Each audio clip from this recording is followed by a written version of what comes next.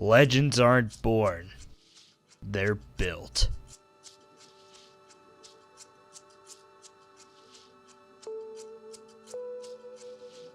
The Dracula biplane came about, I guess about 2002, 2003. It was an idea my dad and I had about building an airplane that had the look, sound, and appeal of the old barnstorming biplanes in the 1930s, and kind of the look of the Waco and Waco mystery ship, and have that look, but also be 20% smaller with a bigger engine on it, with the 985 on it.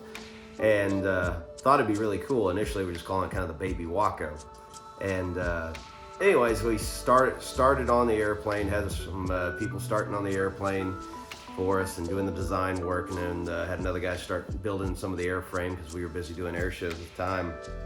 But anyways, it was slowly coming along. And then after my father passed away, the whole project, I was trying to keep it going, but it kept doing some of the people involved. I couldn't get them to get work done. And anyways, the airplane started taking a lot longer. And it wasn't until, 2009, maybe 9 or 10, that took it to Steve Wolf. He did a lot of the control stuff on it and designed up that and did some of the major control work on it for me. And then ended up going back up with Mike Wiskus up in Minnesota.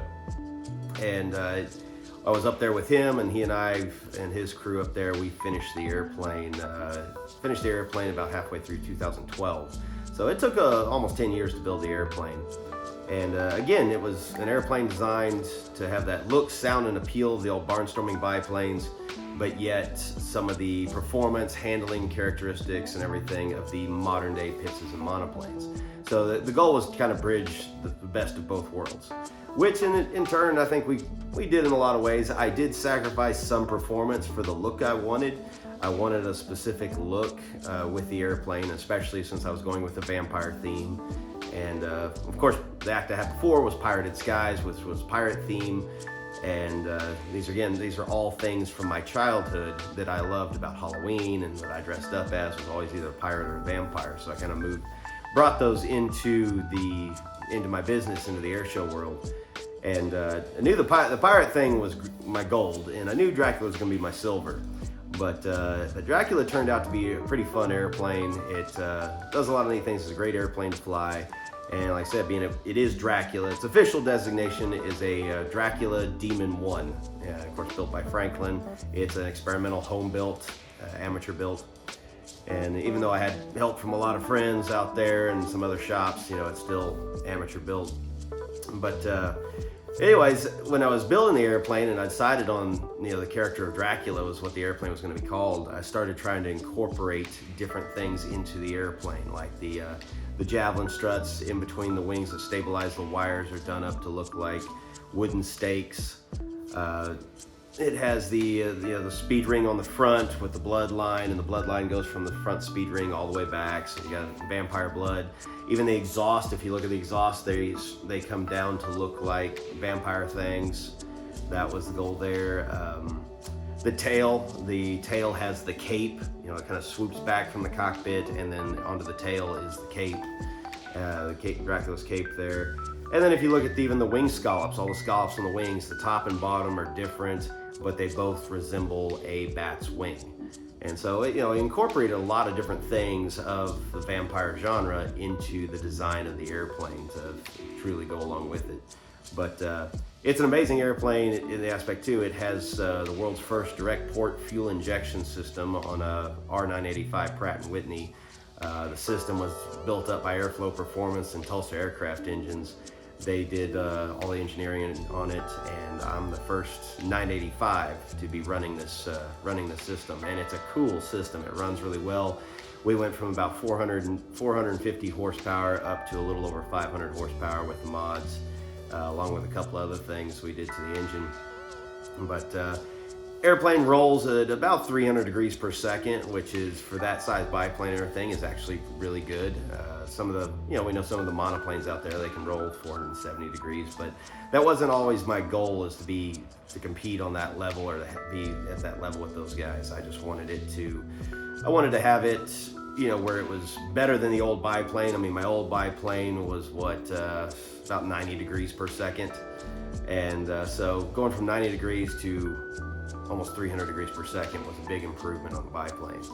But anyways, I mean, it's a cool airplane, and we had a lot of fun building it. It was a lot of fun flying it. We still have it. It's not doing any air shows right now. We're doing some other mods to it and got some things to rebuild on it. Our friend Matt sent me some pictures of a Lego airplane of Dracula, Lego model Dracula built by Plane Bricks. And it's definitely, I was beyond impressed with the detail that they did with this airplane, from the paint scheme to my name on the side of it. I mean, it's especially what's really cool is the radial engine on the front with the speed ring. And the detail in it is absolutely amazing, and everybody who's seen it has just been very, very impressed with it. So it's definitely a cool design. All right. So, the star of our show today is, of course, Lego Drac, which was a very expensive but really, really amazing model. Yes, that it is. And it's very accurate, too, especially for Legos.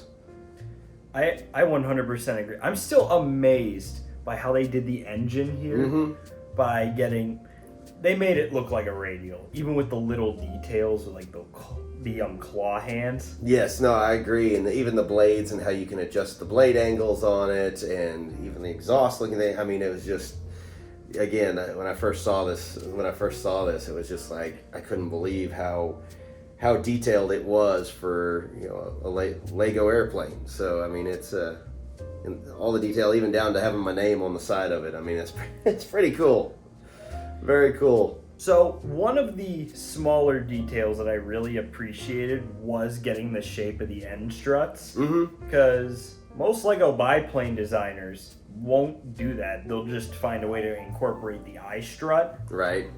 But I'm really amazed. Yeah, with the end strut design is really cool, and even the back part between the tail, and of course getting the paint scheme and everything with the stickers right on there. I mean, it's extremely detailed and accurate. But again, for me, the engine, the end struts, and just the tail, how well the tail even flows, just like the tail on Dracula. I mean, it's very detailed, and again, they did a great job with it. Jonah did an amazing job with just getting the general shape right. And I wanted to get your thoughts, because I sent you the early on pictures of this thing's production. Yeah, I remember that, Yeah. What were your thoughts when I initially sent you those, before it became a completed model? I mean, I thought it looked neat. It wasn't Dracula yet or anything. I thought, oh, that'll be neat and everything. And I mean, I've seen people in the past that have made RC models and different things, and they always say, oh, we're gonna make an exact replica type thing, and it's never even, most of the time, it's never even close. But this right here, even in the initial build, I was like, yeah, it'll kind of look like it. But by the time it was done, and everything, the speed ring on it, and the speed ring on the front, and then just, again, the detail and measurements they did with all the stickers is just spot on. And the wheel pant design, all the covers that go over the wheels, it's just, I mean, it turned out to look just like Dracula. Everybody I've sent pictures of this to are just absolutely blown away at how accurate it is. One little mod I made that wasn't in the initial design is underneath the wings. It has the triangular spades that are featured on it, which came from a Brickmania F14 set. I had spare parts from it, saw the spade or the triangular parts, and I realized how good they would look as the spades. Right. And I had to pull an illegal build technique, but whatever. And for those that don't know exactly what spades are, they're these little shovel things on the bottom. Again, these are triangle. Another airplane I had more rectangle on it. You also can have square ones. They work as aerodynamic power steering. As the ailerons move, the spades dip into the wind or go up against the wind, where the wind helps move the ailerons, and it makes the controls lighter, and also helps the airplane roll faster. And you'll see it, most aerobatic airplanes have spades on them, and all different designs. But no, it was, again, very accurate build on this between, like I said, spades and everything. This thing, from what I recall, took about 4 hours to build. Wow. Which, especially with the intricate sticker design, also designed by Jonah, I think he nailed it in terms of the stickers too. Oh yeah, no. Again, that's what completed the thing with the stickers and the detail on the stickers. That completed it for sure. Yeah, I'm very happy as well, and you pointed it out, how the control stick isn't a normal Lego control stick. Right. They used a wrench piece. Yeah, I like the way it kind of looks. I mean, granted, the one that's in Dracula is, just an old style. It's actually, the control handle is off of, they had P-51s had them and everything. It's the old school grip on it, but I like the way that one looks in there, and it definitely fits with the airplane. And I consider, I wonder what that would look like in Dracula. might take some ideas from this and put it in Dracula. I also wanted your thoughts on the minifigure of yourself. Yeah, no, he turned out really well. I mean, even the jacket's very close to my normal wear, and especially the helmet. Even the helmet's black, and trying to find a black flying helmet for me is nearly impossible on things, because that's what I flew with for many years there.